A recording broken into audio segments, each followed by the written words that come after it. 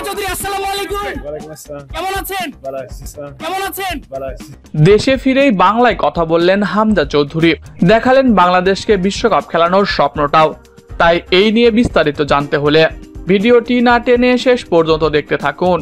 আর আপনি যদি আমাদের চ্যানেলে নতুন হয়ে থাকেন তাহলে এক্ষুনি সাবস্ক্রাইব করে রাখুন। আর ইতিমধ্যে সাবস্ক্রাইব করে থাকলে আপনাকে অসংখ্য ধন্যবাদ। বহুল অপেক্ষার পর বাংলাদেশে পা দিলেন হামজা চৌধুরী। কিছুদিন আগে থেকেই শোনা যাচ্ছিল দেশে ফিরবেন হামজা। তাকে পেতে মরিয়া বাংলাদেশের ফুটবল ভক্তরা।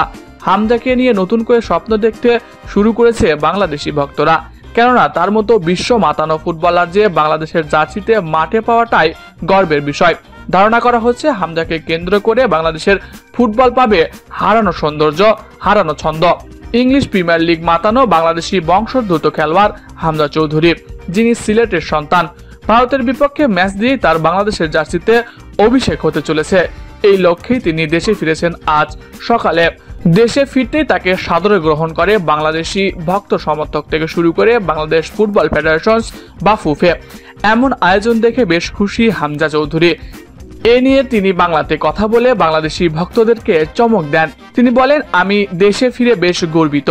আমি দেশের জন্য ফুটবল খেলতে চাই। দেশের হয়ে ফুটবল খেলে বিশ্ব মঞ্চে বাংলাদেশকে উজ্জ্বল নক্ষত্র হিসেবে গড়ে তুলতে চাই। দেশের মানুষের চাহিদা পূরণ করে বাংলাদেশকে বিশ্বকাপের মঞ্চে দেখতে চাই। আগামী 2030 সালের বিশ্বকাপ হবে 64 দল নিয়ে। আর এই 30 সালেই বাংলাদেশকে বিশ্বকাপের মঞ্চে দেখতে চান হামজা চৌধুরী। প্রিয় দর্শক, বাংলাদেশ ফুটবল কি পারবে হামজা চৌধুরীর হাত ধরেই বদলে যেতে? কমেন্ট করে জানিয়ে দিন।